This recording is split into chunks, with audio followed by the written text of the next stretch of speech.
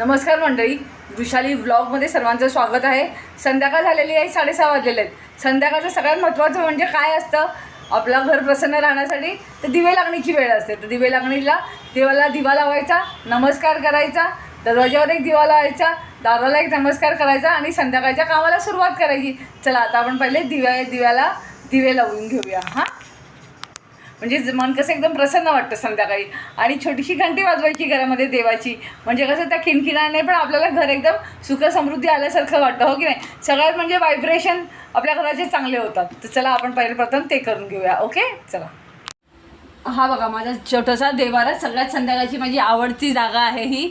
संध्याकाळी इथे 6:15 देवाजवळ आलं की मन एकदम प्रसन्न होतं।